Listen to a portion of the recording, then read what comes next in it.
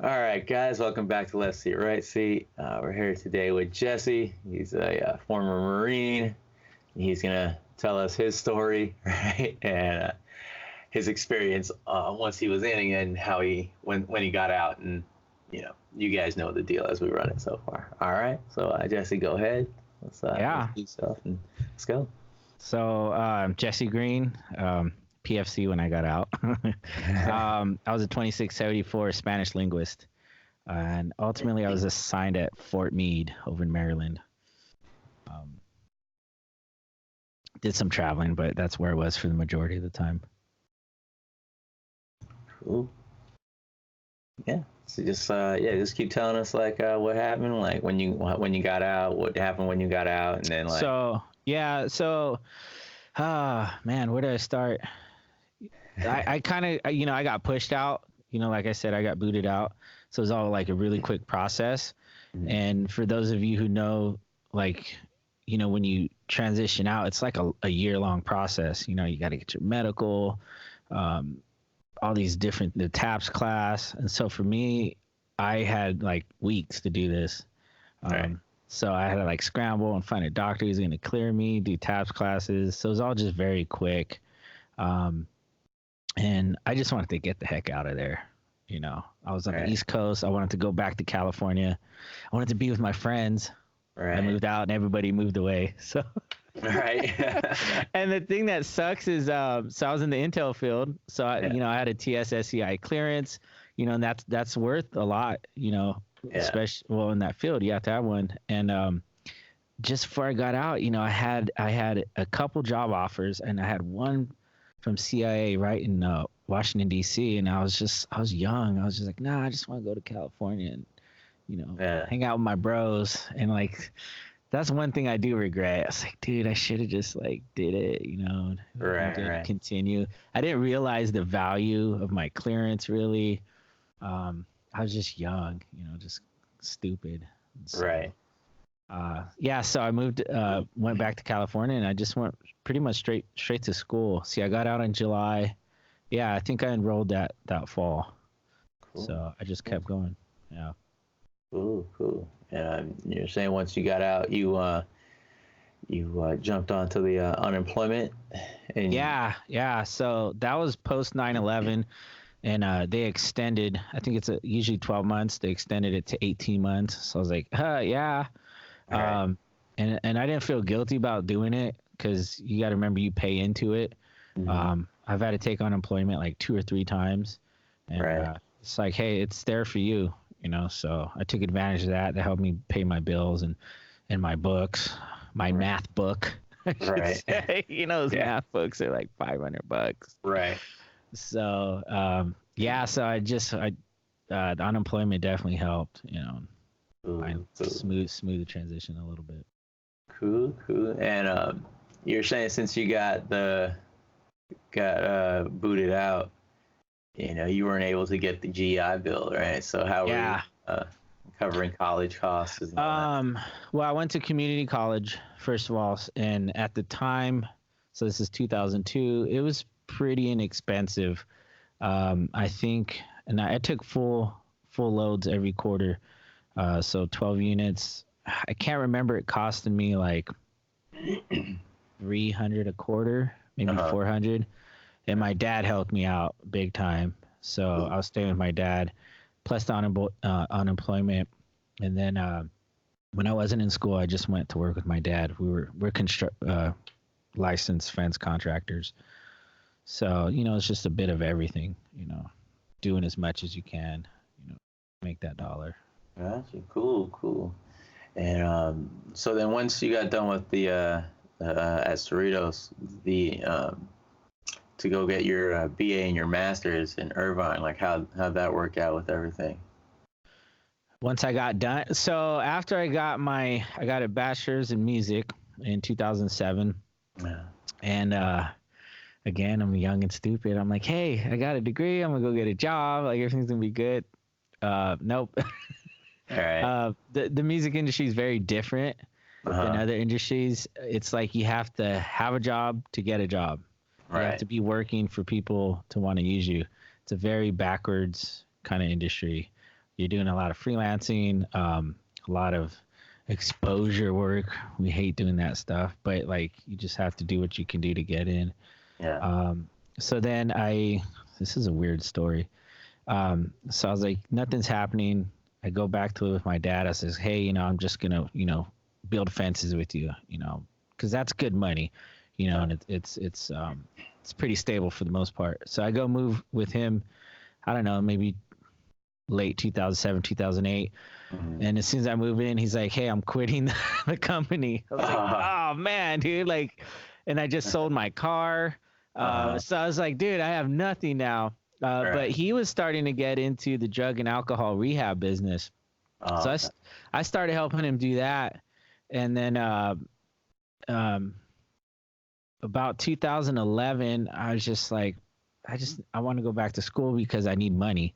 And I know that sounds weird, but like I'm a foster kid, I'm a veteran, and I'm an American Indian. I was like, I know they'll give me money, they'll give me scholarships. So sure enough, I apply. And they're like, hey, we'll take you in for free. We'll give you work study. We'll give you grants. I was like, cool. Right. So I'd have a stack of cash, and I knew I could do that for 2 years. And that's really the only reason why I went back for my master's, which sounds weird. But yeah, so that kept me afloat for the next 2 years. And after that, so this gets even weirder. I still can't get a job with a master's, like a good job. I'm not trying to do retail. I'm trying to make what I think I should be making. That doesn't really pan out. So my dad says, hey, why don't you come up here, help me with my business? I was like, okay. So long story short, like I end up making like 6 or 7 rehabs, and just, dude, I was making loot like mad. So that was really where I started making some good money. Long story short, just some things didn't work out, so I closed those businesses, and now here I am teaching. Gotcha. Very long story short. Right. And so for like those grants and stuff, like where would you have to go to get those? All I did was a FAFSA. Really? I don't think I did, because you can search for grants and scholarships, but it's a lot of work. And then each one, you got to write something, which is fine. But they all want something different. So you can't really like save your essay from one scholarship and put it into another. Some of you can, but it's a full-time job. Just looking for those. It's a full-time job looking for a full-time job. Right. If you don't know that, trust me. But yeah, I just did a FAFSA, and they're like, here's your EFC, your expected family contribution. It's 0. Here's what we're going to give you. So like, going into it, like how much money you can have for the year or for the quarter, from there, it's just budgeting, can I do this or not? No, all right. That's cool. And so let me see, I think. Oh yeah, I wanted to ask too. On the TAPS class, I know you said you were on a Army base anyway, but was it any different? And I know you were kind of like rushed out, and didn't really have a clue what was going on. Was it any different, for you as a Marine than it was as like any Army guys, or was it all the same? I don't know. Taking any other TAPS classes.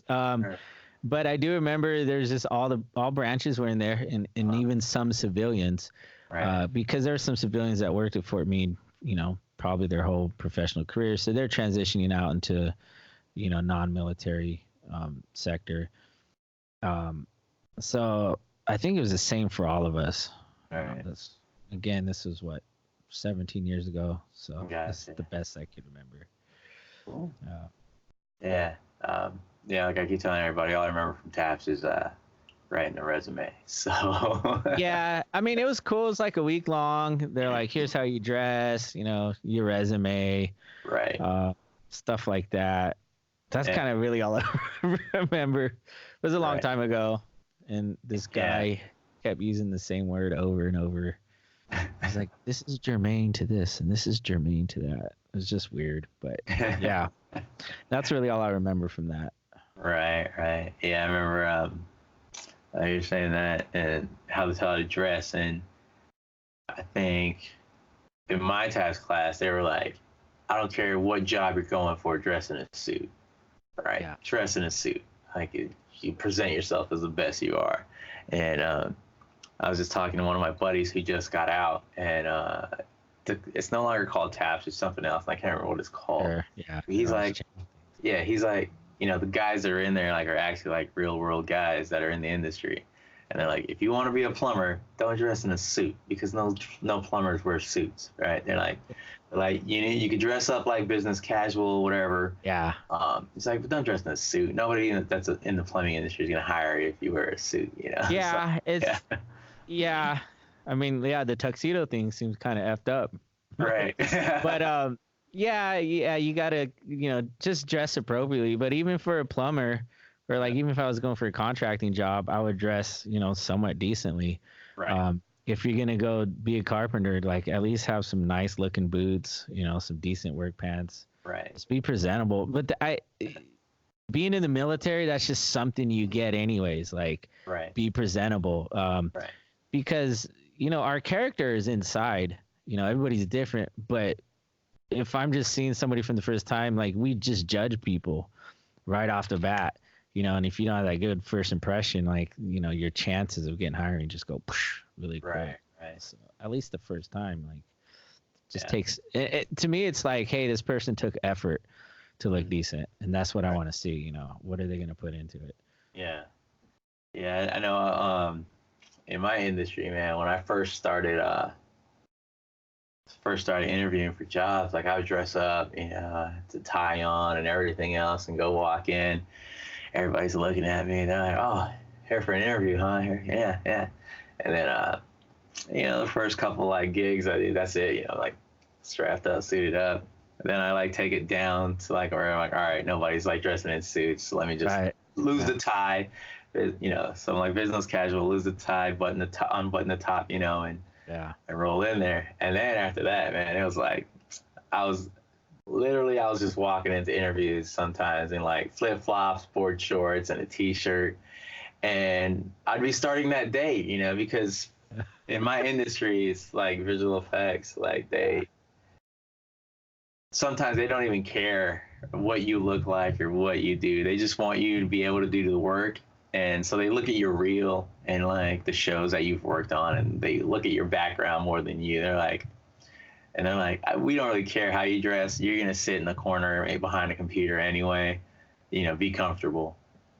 And I'd walk in and I don't really walk in like that anymore. Like I don't even go to work like that anymore. I have a pair of flip flops under my desk just so I could like get out of my shoes, because I hate being in shoes all day. Yeah, same here. But yeah, well, other than that, man, I'm like, I dress pretty like just like a daily, like I'm not like board shorts and flip flops anymore though. So there's a lot to unpack there, because like I said, looking for a full-time job is a full-time job. Right. And I did the same thing, and I just started getting burned out. I would go to interviews with like a giant beard. It's like, whatever. It's like, either you're gonna hire me or not. Yeah. And probably not a good idea, but I was just getting tired of it. But like the creative fields, they like, you're kind of expected to be kind of weird. They want to see, well, how do you express yourself? Right. Like looking disheveled is a whole different thing. Yeah. But if you got like dreadlocks and tattoos or whatever your thing is, like they want to see that, hey, this person's confident. They're just, they're gonna show up just being who they are, not trying to fit in per se. So the creative field, like I said, it's just very different. It's a little backwards. So it's okay to go in. Like I got hair past my booty. Right. They want to see that, I think. Right. It's very different. Yeah, that's also very true, right? They don't really care about I guess they care more about the persona than the look up or the. And you got to be weird anyways to do this stuff. Like, who likes to, I don't know, set up mics and cameras and trip out on effects? You're sitting in the room most of the time trying to figure things out. Yeah. It's weird anyways, Right, So right. I think it just goes hand in hand. Right. So, yeah, that's pretty true. Yeah, I think most of the people I know, there's some people that, like, they'll on certain days I like walk in with suits and stuff on, but it's just for fun. And then other guys they're all like button ups every day, and I'm just like, I'm not gonna do a button up every day, but every once in a while I walk in there like that, So it's pretty cool. It's funny because this is my third year teaching at a K-12 school, and once in a while, like I have to put on a suit for something. Right. And one of the administration was like, "You look good, Mr. Green. You should dress like this all the time." I was like, "Then you wouldn't notice." Yeah. I wear Mario shirts and Naruto shirts. Like, this is who I am. Right. So you kind of stick out a little bit more when you do dress up. You do the buttons up all the day, and it's like, yeah, you're just button up guy. So. Right. That's another conversation. It's a teaching gig, yeah. So I mean, so speaking on that, as like a teacher, did you have to? And I know there's certain qualifications and whatever else, and like, did you get those while doing your master's at Irvine? So that's actually a great question. I thought I should have did research. So that's like number one. Whatever you want to do, research it. What exactly do I need to do or get, in order to do this job? I thought, hey, I'd get a bachelor's. I'd be able to just go into teaching. And I was like, nope, you have to have a credential, which is totally separate. And it's another like 2 years of school. Yeah. I was like, man, F. So I was just like, I shouldn't. I'm always the person, I just don't want to do what I'm told. That's probably why I got kicked out. So I just go do my master's, and somehow I'm just one of those people, like, I kind of know how to subvert the system and slip in the cracks. And I landed this teaching gig, and I was kind of able to get in through the back door. And so I finally ended up getting my credentials in May, like right at the end of my second school year. So yeah, that's a totally separate process from a degree. So if you do want to do teaching, the easiest and quickest way to do it is to get your bachelor's in education. Then it's just like an all-in-one. Like, here you go, there's your credential. Even better if you have a little more time, and I know some people do this, they get a bachelor's in whatever, and then you get your master's in education. Okay. So then not only do you have your credential in the master's, but you also have a master's. And schools, the more paper you have, the more paper they give you. So that's a pretty cool way to do it too, if teaching is your route. Cool. Yeah, that sounds pretty interesting. If you had that GI Bill, like, Right. Oh, I do have to say something. So I had a private music studio open once, and I would get in some students, teach them like production, DJing, mixing, mastering. And I had one student come in. He just got out the Marine Corps. This guy named Alex Sackman, and he just got out. He's like, he wasn't really. I don't think he knew what he wanted to do yet, but he just wanted to DJ. That was his passion. Yeah. And I was like, dude, do you have your GI Bill? He's like, yeah. I said, dude, go to LA Film School, because I think he was living in LA. He's like, they'll pay for that. I said, yeah, dude. And he did go, and he got a degree. They paid for it. So like, he got to study like how to make beats and DJ and stuff like that. And the GI Bill paid for it. Yeah. So like right now there's a proliferation of these music schools that aren't like classical and traditional. They teach you like, hey, let's rock out, or music marketing. They teach you real current stuff, and the GI Bill pays for it. I'm like, man, I wish I would have done that. Or I wish these schools, they weren't really out in 2002, some of them, but there's a lot of them now. So like, if that's your thing, like, take advantage of it. It's a really good path to go down. Getting that GI Bill to pay for it. Right. Yeah, I think,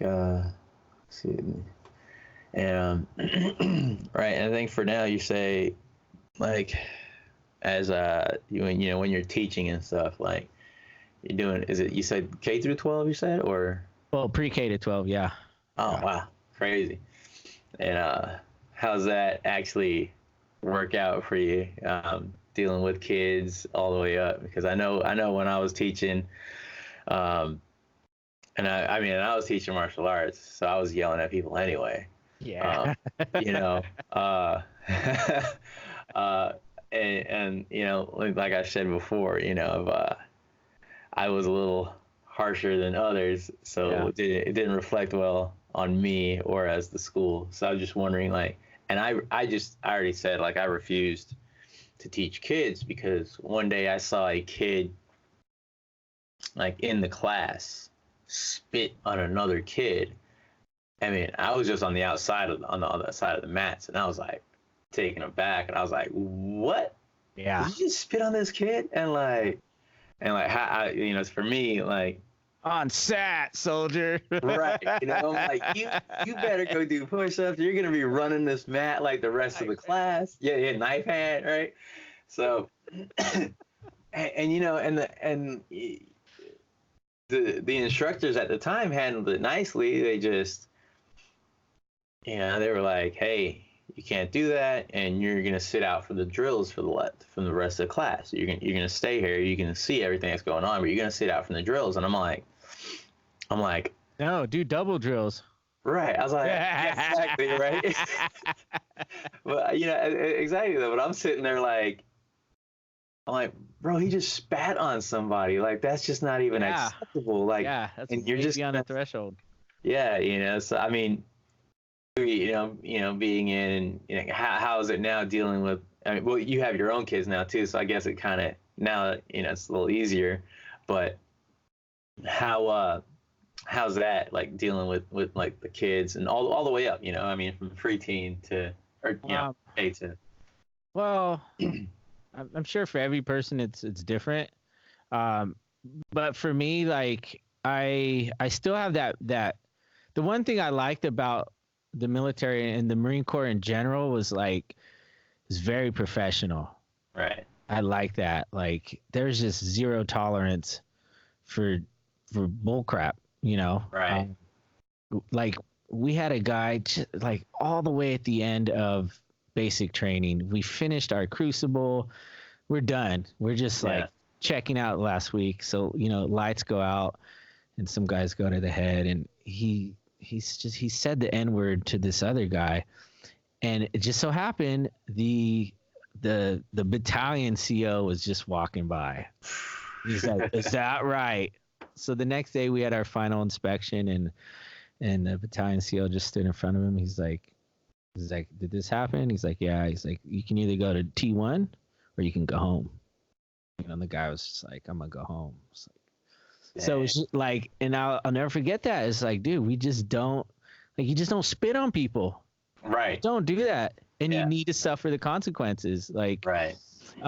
So I still carry that mentality in my classroom. Yesterday, 2 boys, they started hitting. I was like, "You're instantly going to the office." It's like I have zero tolerance for kids hitting each other. Right. And like I'm not gonna yell at them and like knife hands. I was like, you can't do that, Yeah. But I still have the mentality. I know when to yell at. I don't like to yell because then that puts me in the that mindset, which I don't like to be in. Like, because I've been yelled at by the best, so it's like, don't put me there because I can do this really good. Right. And then it just puts me in that different mentality, Yeah. But I treat the kids like I expect them, to behave themselves and follow classroom protocol, things like that. I don't really treat them differently. I might not yell at them, right, like we would in the military, but I hold them to standards. It's like, you didn't turn your homework in. Sorry, it's there's no makeup. You just do it right. You got to learn. And my mentality is like, it's better I do it now, where the consequences are really low. Because once you're out in the real world, I tell them this more to my middle school and high school kids. It's like, dude, if you in the real world, you're going to show up to your job site, you don't have your tools, you think anybody's going to care? Nope. See you later. Go home. No pay. Yeah. Maybe you'll keep your job. I was like, you drop the ball out there, nobody's going to care. Like, they're going to move on. I was like, you're lucky, and here we care about you. We're going to help you. But I'm going to hold you to that high standard. So I use that professionalism all the time in my classroom. We have fun and, we smoke and joke. Well, we don't smoke, but I hold them to standards. Absolutely. I had a girl, she's a straight A student, but in my class, she messed around a lot. I had to give her like a B- or something. And I felt bad about it for a minute, but I was like, you know what? She earned it. Yeah. I don't give it. She earned it. So Right. this year I says, hey, look, I was like, I want you to get an A in this class, Mhm. so, don't mess it up, so I ride them, Right. just like I would in the military. So Right. Right. hopefully it answered your question. I yell when my two triggers are like bullying, Right. absolutely no, and like just real blatant disrespect. Yeah. Like then I'm like, you're out, Right.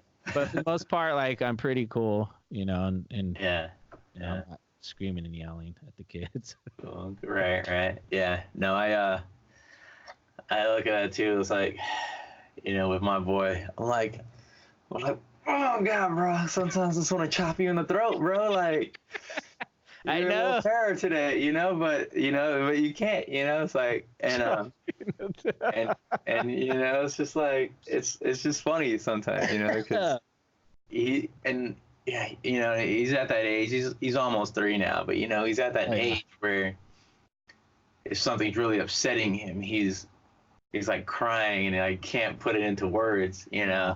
And I'm like, bro, you got to use your words because I don't know anything about what's going on right now. Yeah. I can't, I can't understand what's going on and I can't read your mind. I'm like, you need to calm down and use your words. And he was like, I mean, he's getting better at it now because I'm just like, because I'm taking it calm on him. I'm not, I'm understanding that, hey, you're you're doing the best you can for your little 3-year-old mind, right? Yeah. So I mean, for me, I think having him was like definitely a way for me to like open my mind in dealing with kids and everything else now.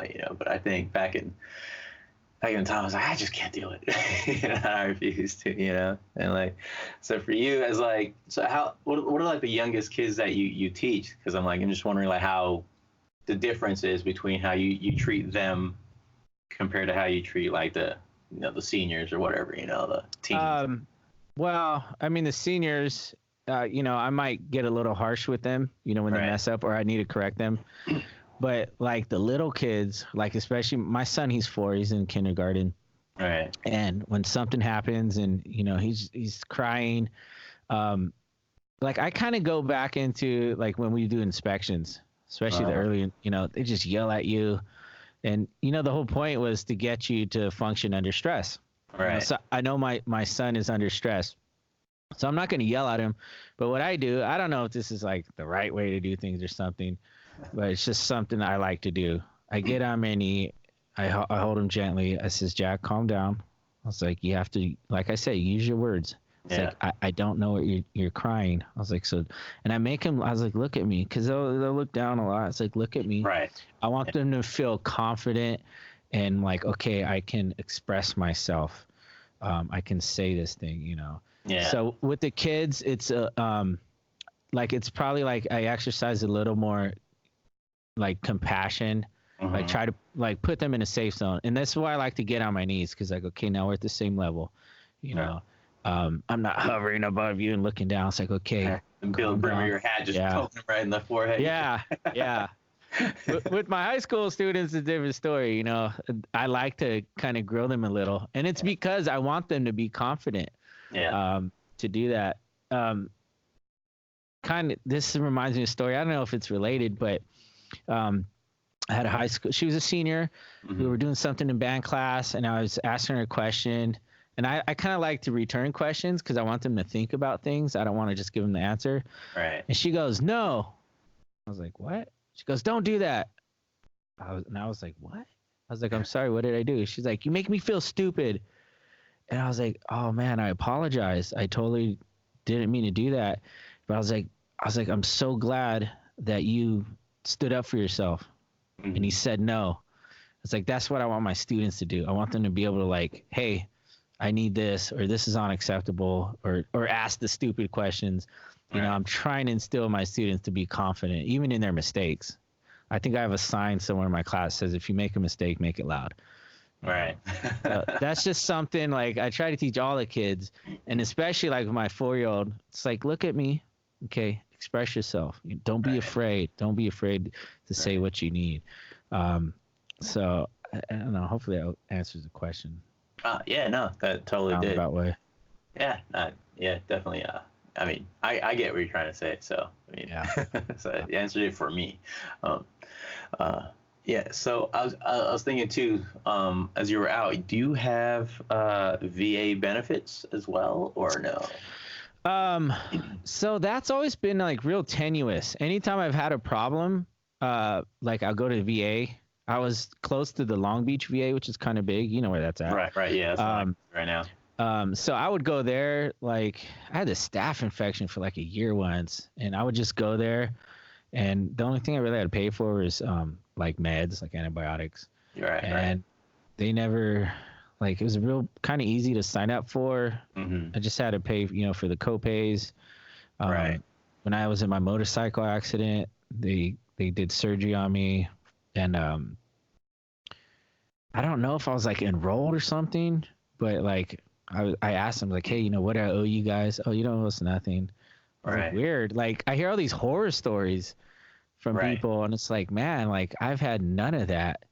And I'm the same way. They did my hernia surgery, and I literally just had to pay for like the ibuprofen or something. Yeah. And I mean, sometimes the waits suck, but that's kind of like part and parcel of the healthcare system. But I've literally had none of those horror stories. So maybe, I guess, for the people that have, when they get out 30%, 40% disabilities, maybe that's an issue. I don't want to say it's not, but for the most part, like it's been easy for me to sign up, especially when I move out of state. Yeah. It's weird, like when you get out of California, especially the Midwest, they're like super like, we're all for you, patriots. The VA system's like outrageously large. Nice. It's like the place to go. Nice. And they make it really easy for you to, like, Oklahoma was really easy. Arizona, I think, was easy. They just, I don't know. It's a different culture. I'll just put it that way. Yeah. They kind of, cool. I think they really like vets. So. Gotcha. Yeah, I think for us, it kind of like Long Beach is kind of like lucky in a way, I guess, because when I go there and I talk to other vets, they're like, man, like, from like farther away in California, but they come to Long Beach for whatever procedure or whatever they need.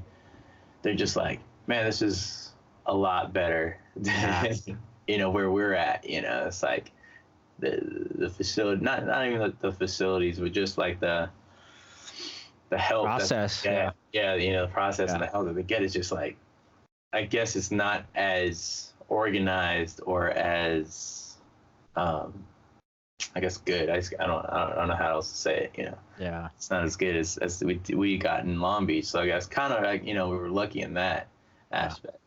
So yeah, they even have like valet. Yeah, they do. You don't pay for it. Like, I'd still tip them, because I feel bad. But yeah, it's like, dang, dude, like it's pretty nice. Yeah. And they upgraded that facility quite a bit. Oh yeah, no, that place went from like a 2-story hovel to like it's freaking massive now. Like it's like 10 stories with like multiple buildings. It's really nice now. Every time I go in there, it's like super clean, Yeah. And then like they have like all the other buildings in the back, so there's like so much that goes on there. It's crazy. Yeah, and the funny thing is, like, so I had thumb surgery, and I think it was my last day of like thumb rehab. So I'm walking in my car, and I ran into an old professor of mine. He wasn't mine, but anyways, professor, and I was like, hey, I didn't know you're a vet, and he's like, oh, I'm not. I was like, oh. He's like, oh, my grandpa, he was like in World War I or something. I was like, oh. And I felt real stupid. I was like, okay, bye. Yeah. But like, they just like, that's how good the care is. Like, this guy is like 2 generations away from any service, and I guess he got in too. So that's pretty cool. I didn't even know that they could I don't know either. I don't know. And I know this guy didn't serve, so gotcha. Yeah. Whatever. That's not my business. Crazy. Yeah. I was kind of wondering about if you were, because I know you said you weren't eligible for the GI Bill, so I was just wondering if you were also eligible for VA. Seeing how you said you got the boot, so I guess you answered my questions with yes. Yeah, and I think what they did was they do like a yearly, like income based thing, Yeah. and it's really easy. You just fill it out, and you're in. You know what? Like really, what it comes down to is all these organizations. It's just paperwork, Right. And I think most places want to help you, but like you got to help them. Like you got to have the paperwork. The more subscribers they have, the more money they get, right? Right. So if you're not doing your side, then that's less money they get. Yeah. So you got to fill that paperwork out, and Right. Yeah, that's true. I mean, want paper, you got to give paper. So yeah, that's my thing today. Yeah. Right. Paper. Paper makes paper. Yep.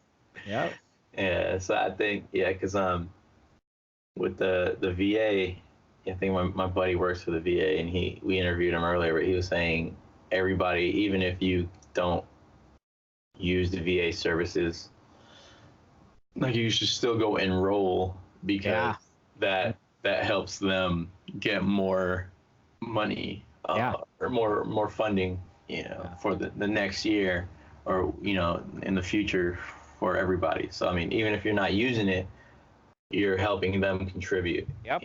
And I think that's a great idea, and I think I'll probably bring that up every time something with the VA comes up, just so that any episode I can, it helps build that notoriety that just go enroll even if you're not going to use it. Plus, also you don't know what's going to happen. Like your work insurance might not cover something. So then you have VA. And I remember my ex-wife at the time, she's like, "Oh, you can't have 2 insurance policies." I was like, "You can have as many as you want." I was like, most people don't do that because you're paying for them as well. But the VA, you're probably not going to pay for it. So it's like, why not just enroll? Like something might happen and your work's going to say, F you, we're not paying for this. Then you go to the VA. And like I said, for my thumb surgery, like I had money. I was going to pay them cash because I just had the money. And they're like, "No, you're good." I'm like, "Cool." Put that in my pocket, and, So, sign up for it. Cool. Yeah, I definitely agree. And so I think we just need to get back in how you got kicked out of the Marines for drinking. So I don't mind talking about that. So I worked at NSA at Fort Meade. So like I said, I had a top secret, I had a TSSCI clearance. This is a big deal. And so when you get in trouble like that, they yank your clearance, just like that. Usually, depends. And they yanked my badge to the building. And so they put it under review. You're supposed to get it back like within 6 months. And most of the times, like people get it back 2 to 3 months. So when they yanked all that, I sat on, we called it casual platoon. Other places called it BMP, basic Marine platoon. I don't know what Army calls it. It's kind of like when you get to a post and you're not cleared for a job yet. So, they just have you show up, you do all these crap details, go pick up trash, mow the lawn, clean the head stuff. So I sat on casuals just month after month after month, and it just turned into a year, turned into 2 years, turned 2.5 years. And I was like, dude, like I'm not doing anything with my life. And I'm the kind of person, like I like to do things. Like right now we're up early. I got up early. I cleaned my yard, cleaned my house, came here, said that like I like to do things. So I was just getting real down. I was like, man, I gotta get the F out of here. So I don't know what I did. I was just doing some research, and I knew they also made me do rehab, so I was doing counseling, like weekly counseling, all this stuff. And I knew like if I relapsed, they'd have to kick me out. And so I actually wasn't drinking for quite a while. And I told my command, I was like, hey, I'm still drinking. And when I told my major that, Major Peters, I'll never forget. Was it Peters or Peterson? Major Jordan. Really cool guy, by the way, if you're watching. I love you, man. He looked at me and he knew, it was like implicit. He knew I was lying. He's like, I understand, Green. He's like, we need to get you out of here and get you home. He's like, unfortunately, I got to demote you He's like, I don't want to, but I have to. I was like, yeah, I understand. So it was really cool. Like he totally understood my situation. So, like I said, like it's a real quick, you know, you got to get out, you failed rehab, we're booting you. But the weird thing is like, so after they yanked my clearance, 3 months go by, I go check in. Oh, we don't know where it's at. 6 months go by, we don't know where it's at. 9 months, 12 months. Every time I go to check in with, I forget what it was called. Was it DCIF? Some weird, acronym. Right. We don't know where it's at. In fact, it was so weird. It's like this building, and the door was like super like electronically controlled, and like you couldn't even get in. You're just like talking to somebody on an intercom. It's like, what the hell's in there? Yeah. And it was attached to our barracks. I'm like, come on, there's couldn't be anything like that crazy in there. Yeah. But long story short, they lost my security clearance. Just lost. They could never find it. I'm like, how do you lose a clearance? You know? So I always felt burned on that one because I liked doing my job. It was fun. I felt like, hey, I'm doing all this secret stuff. There's just office stuff, but still I liked it. Like this is exactly what I signed up to do. So that always burned me. And then like I remember sitting in some of these counseling sessions, and there was an Army guy. Sorry. Yeah, he's been in like 17, 20 years. Terrible drinking problem. And he still got to keep his clearance and his badge. And this guy would get like blitz drunk every night almost. I'm like, are you serious? This guy gets to keep his clearance. Total like liability. Could probably sell info at any time and wouldn't even know it. But you yank mine. Like, I still feel bitter about that. But, whatever. That's just the way my life course took me. So. Right. Yeah, so that's kind of pretty much my story in a nutshell. Cool. Well, it seemed to work out for you, So it's working. Yeah. It's all good. Yeah, I feel the same. Like I let my my clearance lapse when I got out, and I was just like, oh, right. Yeah, I was like, dang, I should have done it. I jumped on something, but I think. For me, like I was a crew chief mechanic, I wasn't doing any secret squirrel stuff. So, but I'm just like, you had like a secret. Yeah. I think. Well, no, I think for us we had. You had TS. Yeah, I think it was TS because we had to deal with like technology, codes, and everything else. Yeah. Yeah. So, and we all got the TS, but they only let the avionics guys deal with the codes. They're like, nah. That's the SCI part. Right. Yeah. And then, so, yeah, I was thinking too. I was like, man, I could have kept that up somehow. I don't even know like how you would keep that up. You might have to like pay on a civilian side. I don't either, but I think the best way to do it is just to get another job that requires it, because then if they like you and value you, they're probably going to pay for the upkeep, whatever it's called. Right. Yeah, so it's every 5 years or something, right? So I think so. So yeah, so that'd be fun. But I don't know, another thing, like keep your credit clean. Right. Yeah. Especially like because you say you want to do federal, was it Border Patrol? Yeah. So yeah, like that's a big thing. Once you go like civilian, going into those kind of federal jobs, military seems a little more relaxed for some reason. But if that's what you want to do, like marshals or Border Patrol or whatever, you got to keep your credit clean. Like I know that's a big strike.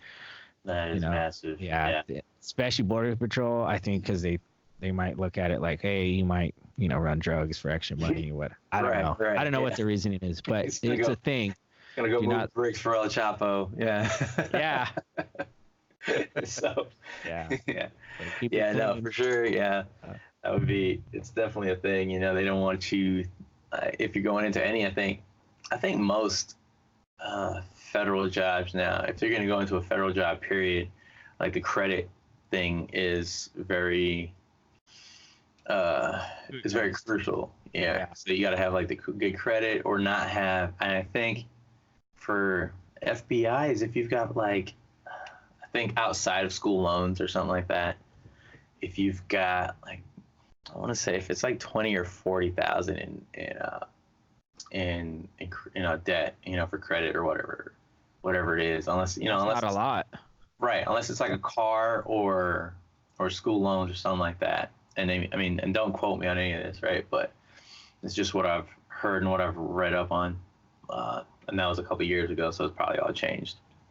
And that they would just be like, they would look at that like really negatively, and you'd have to like explain that away in some manner that makes them feel that you're not going to go and be like, hey, so you've got this charge coming up, and for 40 grand, I could lose some evidence, Right. So definitely credit is a thing, yeah. And also, this just came to me like it's also like, how do you manage your personal affairs? Right. Exactly. Like, I mean, my credit's been screwed up a few times for pretty much my fault, so I think that ties into it too. Are you stable? Can you roll with the punches? Right. Bad stuff happens. What are you going to do when that happens while you're on the job? So that might be another issue. I don't know. It's just, it just is an issue. So something to be aware of. Yeah. I mean, I think too, and speaking onto that, the unemployment, like you said, like, if you get out in a rush and you don't have any plan, like definitely jump on that unemployment, because you pay into it, and it's definitely your money. You're still gonna have to pay taxes or whatever, but it's just your money. Taxes on your taxes. Right, exactly. Yeah, it's your money. That's a good way to put it. It's your money. Right. And I think for me in my industry, like I said, once I got out, I just came back from overseas, so I had all that tax-free money in the bank. Like, I didn't jump on it. Like I said, that was a mistake. I should have, used it, and it could have helped me out and I think you only have how many months afterwards? Is it 3 months after you get out that you can apply, or is it 6 months? I think it's 6 months, right? For veterans, I'm not sure, but you might be right. That's something to look up, because I've been an employer before, and I know the way I forget what it's called, Federal Tax Board or Unemployment Department, the way they look at it is they determine it by quarters. Right. So there is a statute. So if you're like, I think for military they give you some grace. So they give you 2 quarters, so 6 months. Civilians is much different. It's 3 months. After that, they're like, because they pay you based off the quarter. So if you let a whole quarter go and you've made no money, they say, well, we're giving you a percentage of that quarter. So since you have 0, we're giving you 0. So you have to have that. It's like history, I guess. So you got to be on it quickly. Yeah. I know. Like I said, I had that once again, young and dumb. Right. So that's the title of this episode. Right. Young and dumb. I like it. And I think, it's just been, I let it lapse myself, and I was like, I'm not getting it. And then I took that mentality too into when I was actually working and I was in the industry, and I was making stacks at a point, and I had money in the bank still, like after school and everything else. And I was like, all right, what? And my industry was like freelance. And I was like, okay, don't have a job lined up, but it's cool. I'll find one soon. But then nobody realized that this was going to be a dry year/year and a half for LA. Money goes quick. Yeah, for LA for sure. Yeah. And man, between like school loans and rent alone, like even if I didn't even have a phone or anything else, between school loans and rent alone, like you see 2 G's disappear instantly. Yeah. And at that time, I also didn't know that you could do an unemployment deferment for your school loans. So if you're unemployed, you can call them up and say, oh, this is for like Sallie Mae. I don't know if it works the same for, or are they Navient now? So I don't know if it works the same for if you got a school loan through like your bank or whatever, Chase, Wells Fargo, whatever it is. But if you're unemployed, for the federal loans, you can go ahead and do an unemployment deferment, which means like you pretty much just postpone payments until you have a job again. And had I known that, it would have weighed up, so between, I think with my school loans, it was like, that was like almost $1,000 every month plus rent. So, it's like close to 2 G's a month just in those two things. And it was like, I was like, all right, I'll get a job. I don't need unemployment. And bam, done. I was like, shit. Yeah. And now I'm like living on credit, I'm like, so it was really tough.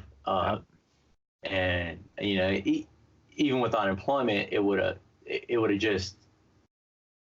least saved me a little bit, it would have gave me a little bit of more of a buffer. Like, unemployment would have at least covered like food and other accessories that I would have needed.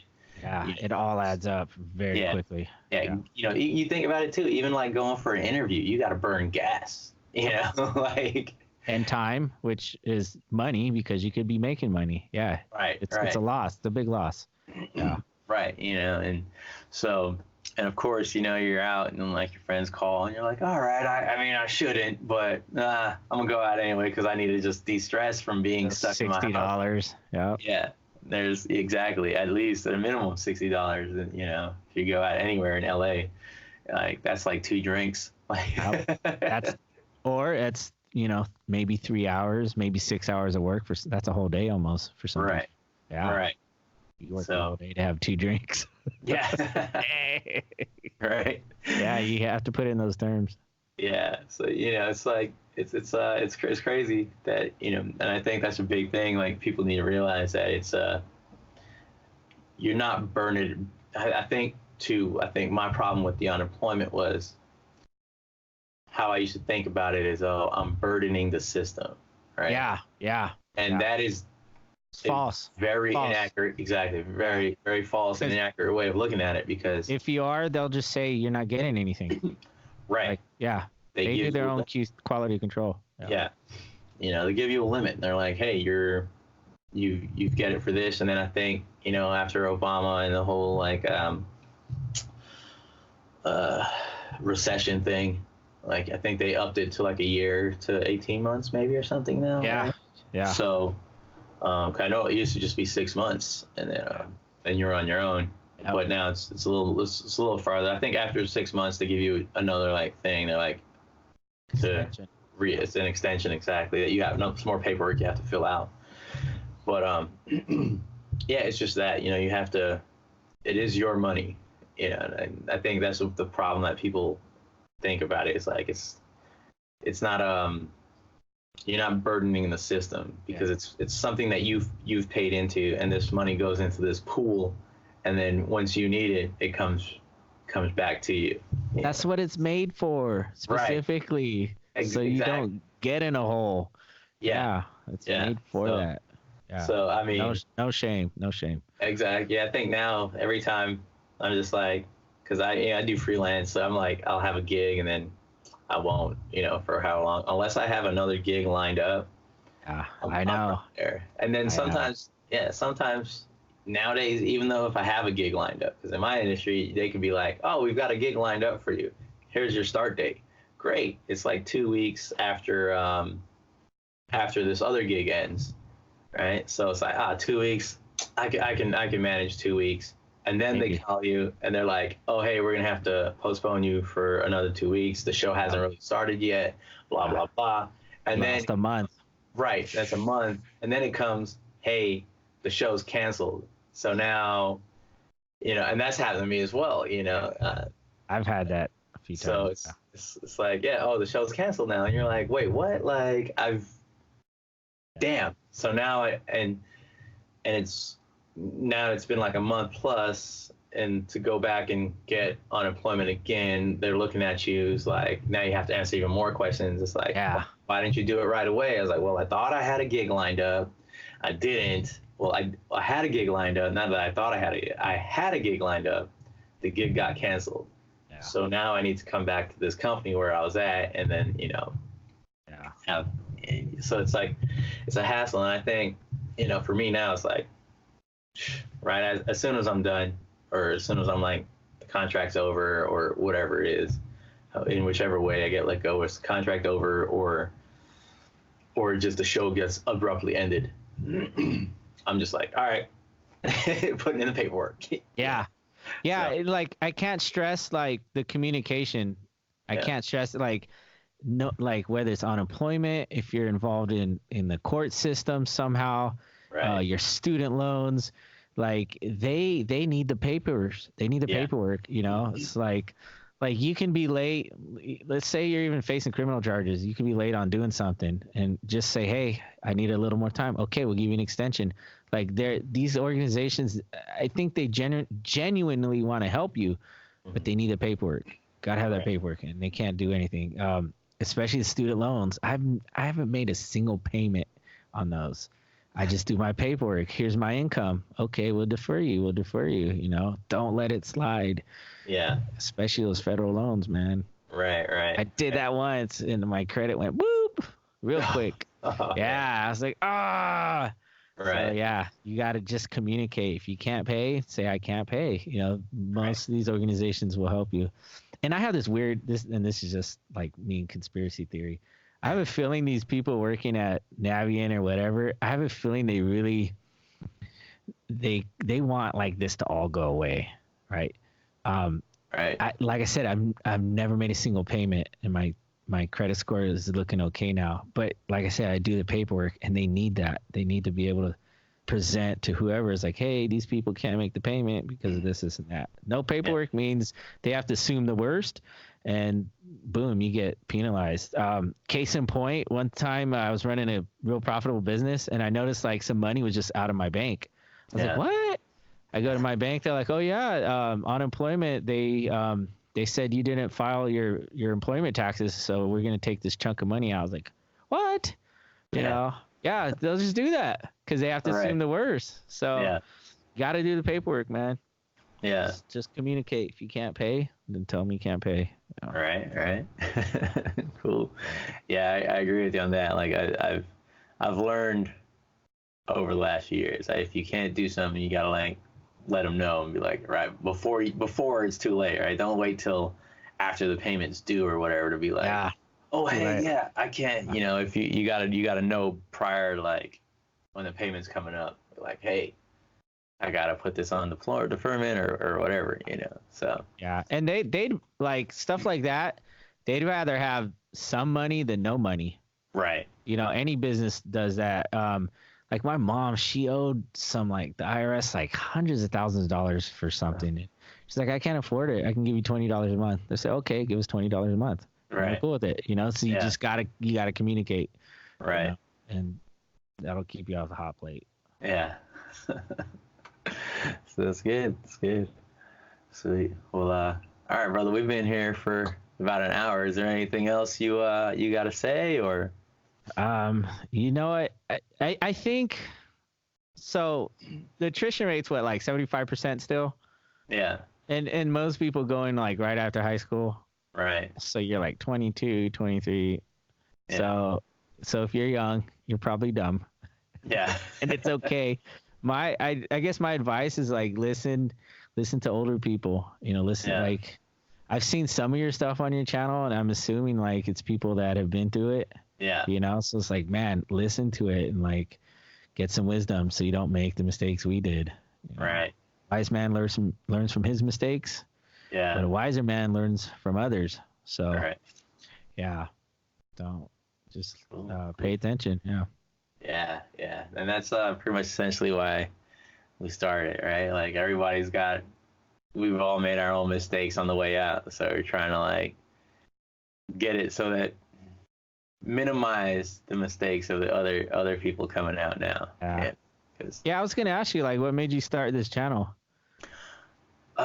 Essentially that, man. I feel like for me, it was, I just needed to give back somehow, man. Yeah. And I think for me is that I did make a ton of mistakes coming out, right? Like stupid ones, I got in trouble for like just the dumbest stuff, coming out, Yeah. And I feel, and like I said, like you said, like when I came out, there wasn't anything for us, right? Like the TAPS program was laughable at best. Yeah. You got a week. I think I got a couple months, maybe a month or two on it. And nobody there was nobody there really like helping anybody out. It was just like, it's like, here's your resume. Wasn't very practical. Yeah. Yeah, exactly. So, and literally all I remember from TAPS and getting out was I got a resume, and then once I got out, it was a slap on the ass and saying, hey, good luck out there, right? Yeah. Like, yeah. The Lord hit you with a good Lord split you. Right. It's exactly that. Yeah. So I mean, I was talking to Jeff, who's the other co-host, and he, we were talking to him, and I was like, man, let's just do like a podcast and like get people on that are out and get their story out there so that people can learn from it, Yeah. like, and just, or be inspired from it, even your story, right? Like, it's like different. Like, I think you're the first person that we talked to that actually, was like, all right, you got to go, you got the boot, right? Even though it was like, there's something stupid, right? Like, yeah, you're the first person that we talked to that got that, so it's not like, and everybody else had their own, like, some people had like medical discharges. Yeah. It took like a year or whatever. So others just had their regular discharge. Their regular ETS date came up, and they were like, I'm not re-enlisted anymore. Yeah. So they came up. But I mean, either I look at it like, it doesn't matter how you're getting out, like, or what the reasons are for you getting out. Like, you still have to go through the same process to get out. Yeah. So, and I think, for us, from talking to my friend last week, though, he got out like a year or so ago. So his, it's no longer TAPS, but it's something different. And, they give him like programs that you can work through. It's like a year-long process now. Okay. And the company can't, like with the TAPS program, right? You'd be like, hey, I got to go to the TAPS class and do this. The company commander would be like, well, for us, like, oh, we got birds sitting down here that are broken. You can't go anywhere, and you can't say anything now, right? Oh, okay. But so now apparently, which I think is great, and I just found out a while ago, is that the battalion, it's either the battalion or division commander is the one that signs that paperwork. So once you start these classes, you're like, touchable, right? Right. If you have a class to go to, whenever that class starts, you just tell your command, and you're like, they can't say anything. They're like, hey, I'm going. I got to go to this class, and they're like, all right, go. They're like, but we have to do these PMSs on these vehicles. That's not my problem, right? Like, I love not my problem. Right. It's like we always have to PMS. It'll be like, that's never going away. Right. So it's always that, and for you civilians that work on it, it's a preventive maintenance, scheduling, and so it's not. We're washing them. Right, that's washing them, changing brakes, checking the oil lights and the blinker fluid. Yeah, the Humvee keys. Right, the Humvee keys, exactly. So, so I mean, I just think, man, there was nobody. I don't say there was nobody, but there wasn't much for people getting out. So I wanted to start something that would at least give them an idea of what it's like on the outside, because like we've said in all the other interviews, like, man, once you go in, it doesn't matter how long you've been in, whether it's 2 years to 20, 30 years, like, you're a changed person. The world outside of you has changed as well, and you're a totally different person. So I was trying to like make have something that was kind of like a bridge for that, to help them out, so, and then that was my thought process on it. What I thought is weird, people say, oh, little Johnny's going to go in the Navy or the Army. They're going to make a man out of him. And there are things, that, build character. Yeah. But I always thought, it's like, this is not making a man out of me. I was like, they feed me, they clothe me, they house me. I was like, I'm babied. Yeah. And so, like, you have to transition out of that. Like, you if you don't have a job, then no more direct deposit. You know, like you're on Right. your own now, dude. Like you got to Right. figure this stuff out. Yeah. And there's a lot to it, especially if you're a parent, a single parent like me. Like, man, I'm just doing basic bills and cleaning stuff all day long. Like, it's a full time job. So, Exactly. in a way, like I just think that's funny. Like, they're gonna make a man out of you. Like, in some ways, yes, but Yeah. in other ways, no. So Right. there's a big transition coming out of there. Yeah. Oh. Yeah. I always laughed at the guys that were in. They were like, the army is what were they saying? That's like, oh, the army or the military is like the toughest job and blah blah blah, and you know, all the other jobs outside are easy. I'm like, really though? Because like, I mean, you like put up with a lot of crap. yeah, Sure. but like yeah, and I said, and I was thinking the same thing you just said. You know, it's like you're guaranteed to get paid. You have housing, healthcare. You have health care that you don't pay for. Yeah. You know, well, I'm sure you do in some way, but Right. like it's not coming out of your check, you know, Yeah. and like you're right, you get fed, like, you know, there's everything. I'm like, how? I mean, even if you mess up royally, you have to be something like stupid They're still crazy. taking care of you. Yeah, to get fired, right? Like Yeah. you might get your pay docked a couple months, That's but happened to me. right, right. Yeah. You know, so that's what I'm saying. Like, you might get your pay docked, but other than that, like after that couple months, you know, you're back to normal and Yeah. and You got a enjoying net, it. a safety net. Yeah. Yeah, you know, it's like it's I don't say it's impossible to get fired from the military, but it's freaking darn hard. It's gotta be stupid. I mean, also like you can be riding something in the middle of nowhere and get stuck, and you know someone's gonna come get you at some point, right?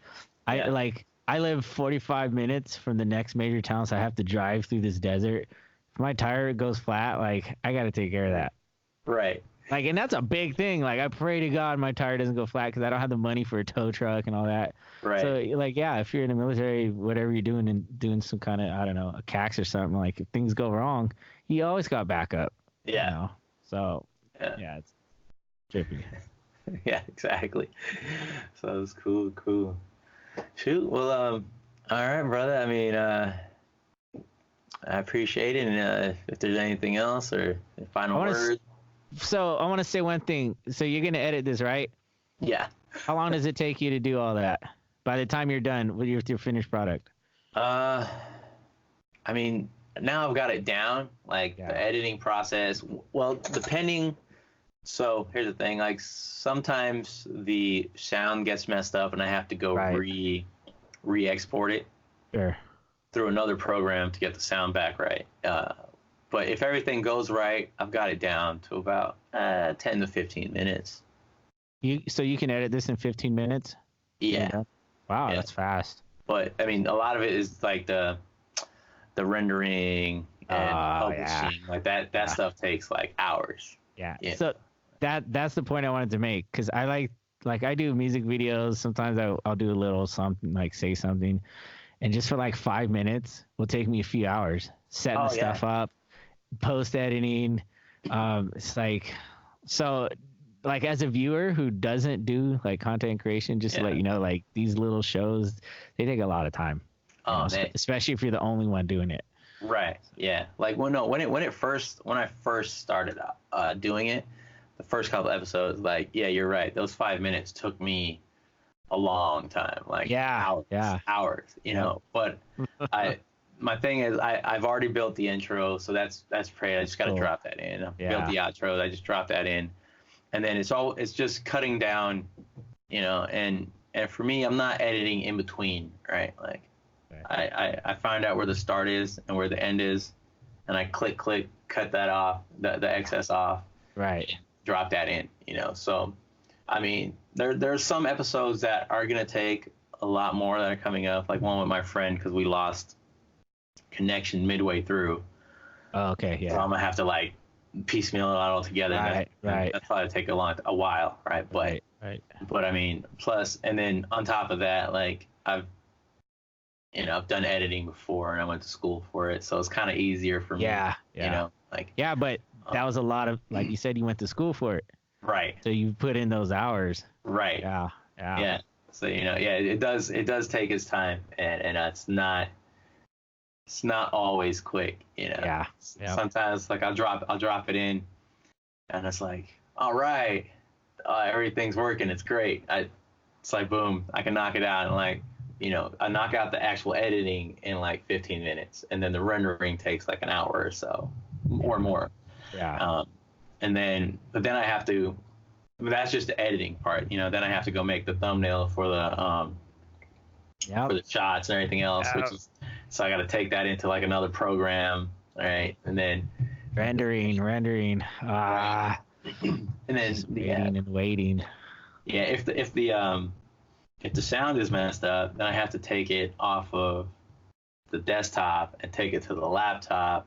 Yeah. Export it all back out, and then I have to put it back on there, and that just transferring files and doing all that stuff, man, it gets crazy. And so like when it works, I'm like, yeah, I could do it in like 15 minutes. When it doesn't work, I'm like, dang, I'll be here for a long time. Like the first couple episodes, I literally didn't sleep until like I would start editing around like it's probably around like 8 or 9 once I got back from teaching at the gym, and I wouldn't be asleep till the next morning around 8 or 9.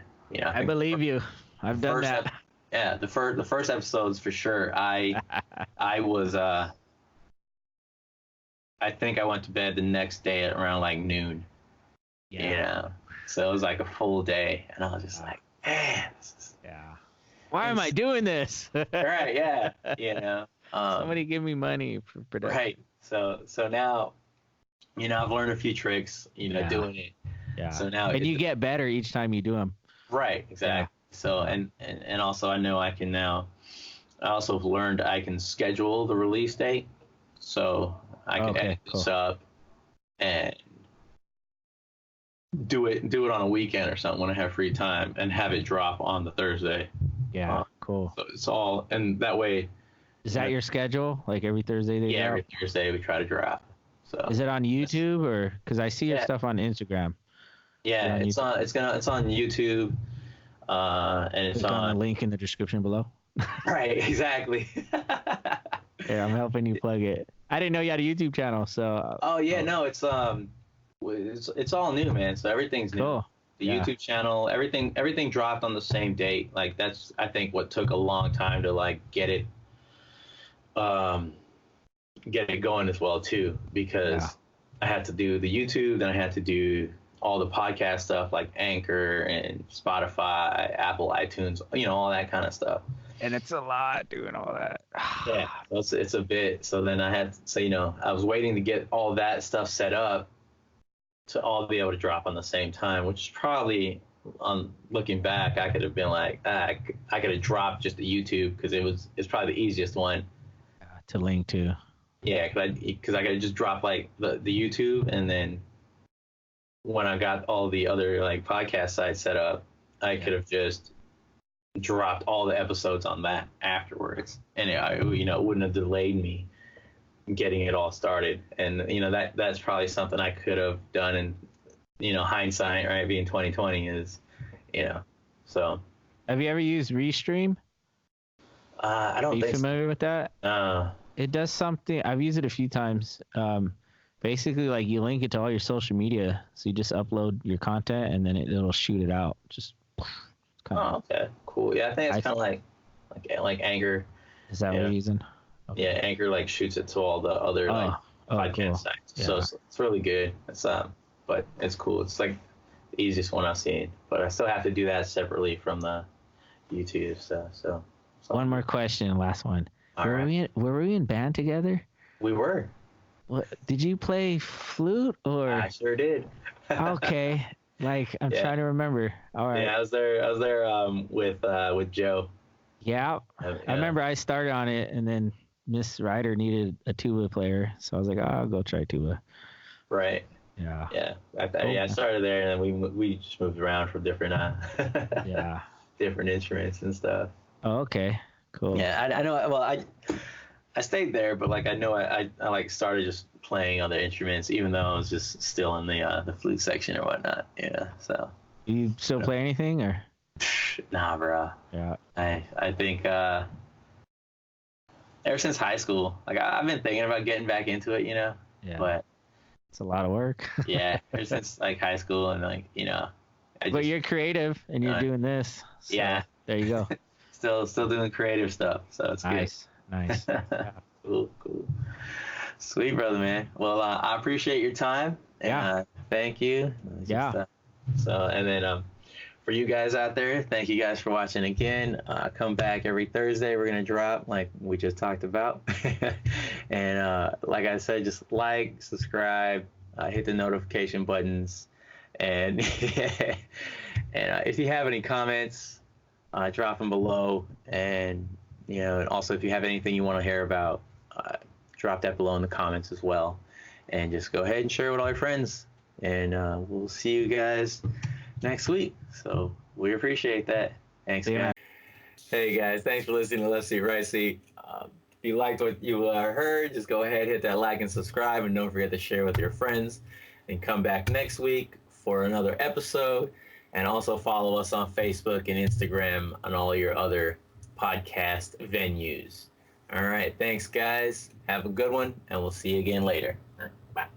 See ya.